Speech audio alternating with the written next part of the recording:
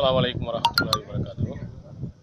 தமிழ்நாடு தௌஹீத் ஜமாத் என்ற பேரியக்கம் அது உருவாக்கப்பட்ட காலத்திலிருந்து இன்று வரையிலேயும் ஏகத்துவ கொள்கையை எடுத்துரைக்கும் விதமாகவும் இணை வைப்பு கொள்கையை தகர்க்கும் விதமாகவும் ஏராளமான பிரச்சாரங்களை செய்து வருகிறது. அதனுடைய முத்தாய்ப்பாக ஒரு மைல்கல்லாக ஜனவரி 31 திருச்சியில் மிகப்பெரிய ஷிர்க் ஒழிப்பு மாநாடை நடத்த இருக்கிறது. இதற்காக தமிழ்நாடு தௌஹீத் ஜமாத்தினுடைய கொள்கை சொந்தங்கள் அவர்கள் பம்பரமாக தமிழகம் முழுவதிலேயும் கடுமையான உழைப்பை செலுத்தி வருகிறார்கள்.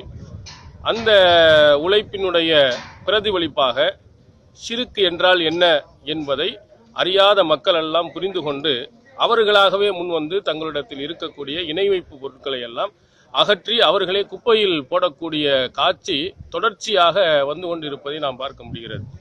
இதை பார்க்கக்கூடிய ஷிர்க்கை வைத்துக்கொண்டு வயிறு வளர்த்து கொண்டு இருக்கக்கூடிய ஒரு சில கூட்டத்தினர்கள் மட்டும் இது போன்ற நிலை தொடரும் என்று சொன்னால் நம்முடைய பிழைப்புக்கு ஆபத்தாகிவிடும் என்பதனால் ஏராளமான பிரச்சனைகளை ஏற்படுத்தி இந்த ஷிர்க் ஒழிப்பு மாநாடு நடந்துவிடக்கூடாது என்று கடுமையாக அவர்கள் உழைத்து வருகிறார்கள்.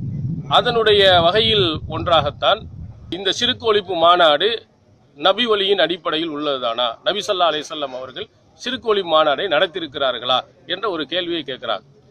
அவர்கள் கேள்வி கேட்பார்கள் என்று சொன்னால் குர்ஆன் ஹதீஸின் அடிப்படையில் பதில் சொல்லக்கூடிய ஒரே இயக்கம் என்று சொன்னால் நம் தமிழ்நாடு தௌஹீத் ஜமாத்தை சொல்லலாம். ஆனால் இவர்கள் கேட்கக்கூடிய கேள்வி நியாயமானதா என்பதை நடுநிலையாளர்கள் சிந்தித்து பார்க்கணும். இவர்கள் விதண்டாவாதமாகத்தான் இந்த கேள்வியை கேட்கிறார்கள் என்பதற்கு நான் சில உதாரணங்களை சொல்கிறேன். நம்ம தமிழ்நாடு தௌஹீத் ஜமாத் என்பது இன்றல்ல எத்தனைய காலங்களுக்கு முன்பாகவே இந்த பிரச்சாரத்தை செய்து வருகிறது. திருமுனை பிரச்சார கூட்டம் நடத்திருக்கிறோம், பெண்கள் பயான் நடத்திருக்கிறோம், பொதுக்கூட்டங்கள் நடத்திருக்கிறோம், நம்முடைய பிரச்சாரத்தை இணையதளம் வாயிலாக நாம் வெளியிட்டிருக்கிறோம், டிவியின் மூலமாக நாம் வெளியிட்டிருக்கிறோம். அப்பொழுதெல்லாம் இதே கேள்வியை கேட்டாங்களா? டிவியில் பிரச்சாரம் செய்ய நபி வழியில் ஆதாரம் இருக்கிறதா? திருமுனை கூட்டம் போட ஆதாரம் இருக்கிறதா? பெண்கள் பயான் போடுவதற்கு ஆதாரம் இருக்கிறதா? பொதுக்கூட்டம் நடத்த ஆதாரம் இருக்கிறதா என்று யாருமே கேள்வி கேட்டதில்லை. காரணம் என்ன? அவங்களுக்கே தெரிகிறது நபி ஸல்லல்லாஹு அலைஹி வஸல்லம் அவர்கள் சொன்ன அந்த பிரச்சாரத்தை எந்த சாதனங்கள் வழியாக நம்ம எடுத்து சொல்லலாம். நமக்கு வாய்ப்பு கிடைக்கக்கூடிய நேரங்கள்ல வாரத்தில் ஒரு தடவையோ, மாதத்திற்கு ஒரு தடவையோ, வருடத்திற்கு ஒரு தடவையோ நடத்தலாம் என்பதை அவங்க புரிஞ்சிருக்கிறாங்க.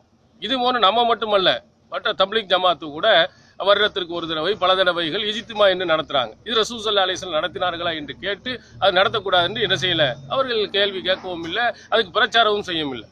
நம்முடைய இந்த பிரச்சாரம் வீரியம் அடைந்து அவர்கள் இல்லாமல் போய்விடுவார்களோ என்பதற்காகத்தான் இவ்வளவு கடுமையான முயற்சிகள் நீதிமன்றங்கள் வரையிலையும் சென்றாங்க. மதுரை நீதிமன்றம் கூட இவர்களுடைய வழக்கை தள்ளுபடி செஞ்சிருக்கிறது. இதுல குர்ஆன் ஹதீஸின் அடிப்படையில் இது கிடையாது என்ற ஒன்றை உருவாக்கி மக்களை குழப்பலாம் என்று ஆசைப்படுகிறார்கள். இவங்க கேள்வி விதண்டாவாதம் என்றாலும் நபி மொழியில் இதற்கு ஆதாரம் இருக்கிறது.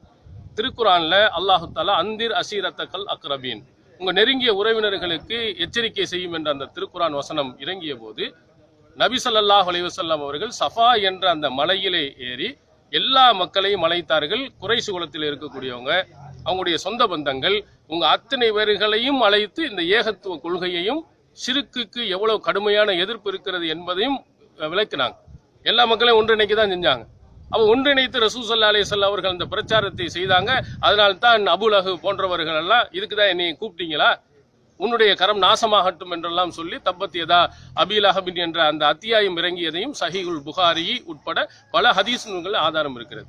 அப்ப ரசூல் ஸல்லல்லாஹு அலைஹி வஸல்லம் அவர்கள் ஆரம்பத்துல எல்லா மக்களையும் ஒன்றிணைத்து ஒரு மலையின் கீழே, சஃபா மலையின் கீழே ஒரு இஜ்திமா நடத்தி இருக்கிறாங்க. இதுக்கு நேரடியான ஆதாரமும் இருக்கிறது. அந்த ஆதாரம் இல்லாவிட்டாலும் நம்முடைய தாவா பணியை எந்த வழியிலையும் எந்த வகையிலையும் நம்ம செய்யலாம்.